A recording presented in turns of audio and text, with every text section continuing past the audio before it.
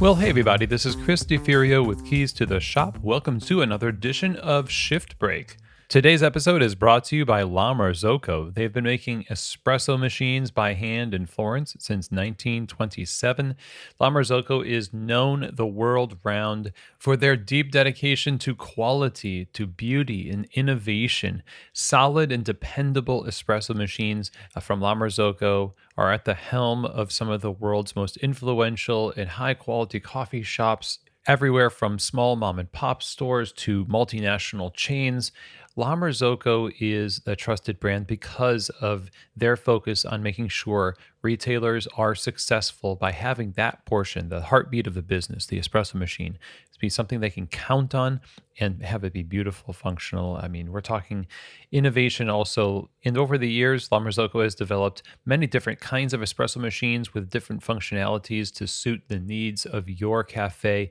Machines with a lot of automation, a lot of tools and instruments and technology to allow the utmost control by the barista, as well as machines that are very much manual and have that tactile response, more traditional. And I would encourage you to reach out to La Marzocco, info@lamarzocousa.com. Talk to a salesperson about getting the right machine for your cafe, and also visit them at their website, lamarzocousa.com. Today's episode is also brought to you by Rattleware. You can check them out at rattleware.com. Chances are you have used Rattleware in your shop at some point. They've been around for quite a while, but the thing is, they kind of like the fact that they're behind the scenes because that means they're supporting literally the industry with their small wares manufactured for the cafe daily use.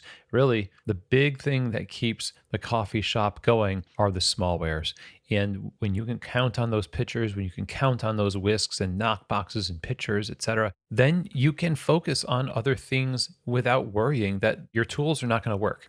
And Rattleware just works. So go to rattleware.com, see what they have to offer. And again, if you're in the market for small wares for your coffee shop, you want things that are designed to just work well in your coffee shop, go to rattleware.com. Okay, everyone. Well, today I wanted to encourage you to take some time to unpack this, but I want to encourage you to not give up. Now, there is something to be said for exploring the length and depth and breadth, etc., of a business over years and years with intentionality and humility, thoroughly, etc., and coming to the conclusion that certain things need to be sunsetted. Maybe you want to sell your business. Maybe you want to retire. Maybe truly this is not what you want to do. But I would say that in a lot of cases, that may not be the case. That may not be the truth of the matter. In a lot of places, I've seen a sort of despair. That despair is based on not being able to put an exclamation point after you have a question mark. So if you want to build up revenue in your cafe, if you want to change the culture in your coffee shop, if you want to carve out more free time for yourself as the owner and delegate authority to other people and train them up in the tasks so that you can do so, there are lots of different things that you are focused on right now, projects that are in flux and are not very rewarding to actually take on, because when they're not complete and you're not experiencing the benefit of their completion, it is just another stress. And it can be tempting to simply just say, you know what, forget this, I'm going to give up. I'm not going to continue with this project. Initially, I thought I was seeing clearly, and it turns out that this is just too much. Now, I want to encourage you to not give up, but don't give up might make you think that you should simply continue on to do something in the same way that you're doing it. Now, when I say don't give up, what I mean is don't give up with the idea that initially why you were starting this was not a worthy goal. It is a worthy goal to want to have a little bit more discretionary time. As an owner of a business, you can't just be in the trenches all the time doing everything. It's actually also not fair to your staff who want to take on more responsibility, get compensated more, and develop as professionals. That's a worthy goal. Now, the how of going about that may take a few different passes, but that you wouldn't give up on that, I think, is the point. The point is also don't give up on the idea of continually learning about your business and figuring out how to always make things just a little bit better and refine your quality and your hospitality.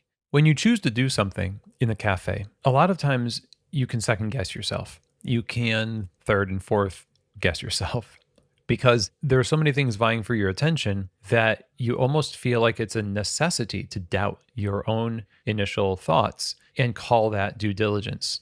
I think that you should have a little bit more faith in your intuition as an owner, as an operator, and explore all of the different ways that you could accomplish that. Don't give up on accomplishing it. Maybe you need to give up on one of the means that you've sought to accomplish it. So if you've tried something that you think will bring you more revenue and it is just not bringing you more revenue, well, maybe you need to move on to something else.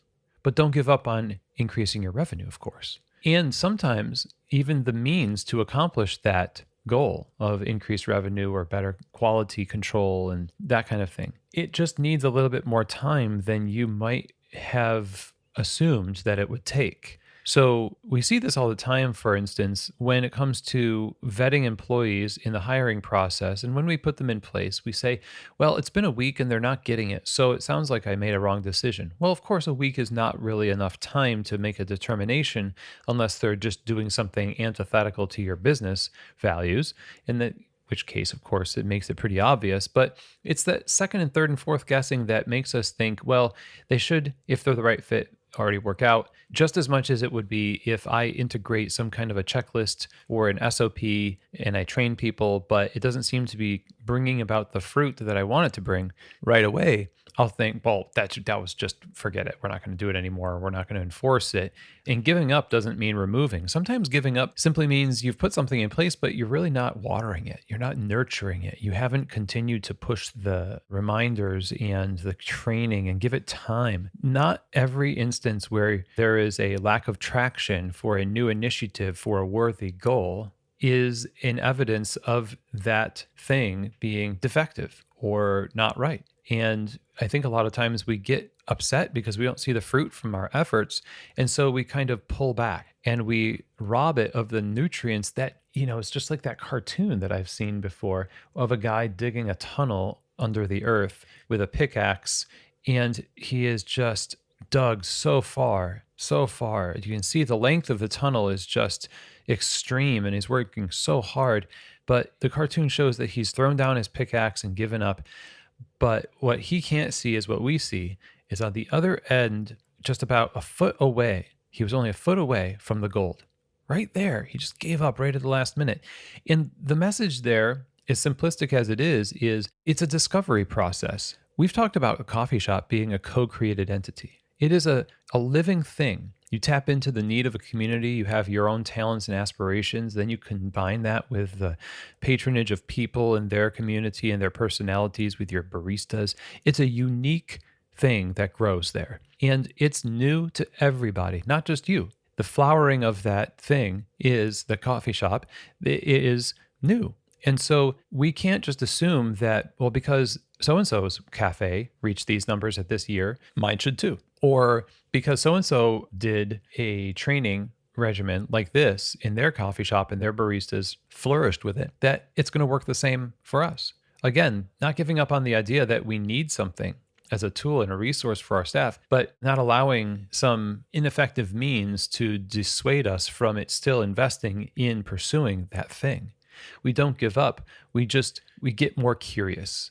We continue to dig. We continue because we know this is what it's about. In fact, that's why we've talked about you being the chief resource officer. And in fact, the only way that you can really be a resourcer of people, you can be a agent of clarity, an agent of resourcing, is by going out and finding resource, by mining resources to then bring back to the business to use in the creation of the product of the business, the hospitality, the community, the coffee itself. That process of exploration requires a certain degree of faith, really.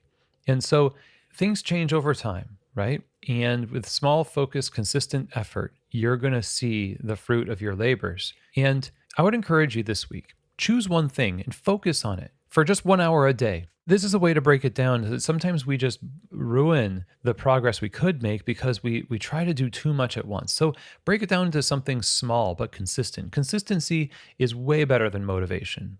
Consistency is how you judge the ability for someone to be a professional. Professionals show up and they do the work. It's like what Stephen Pressfield says in The War of Art, or in the shorter treatment of the same concept called Do the Work. Both great books. You show up and you do what needs to be done. Inconsistency creates momentum. But if you're going to try to sit down and, like if you're in Stephen Pressfield's case, going to write, you can't say, well, I'm going to write 5,000 words every morning. Write 500 and then do that. Start small and then go from there.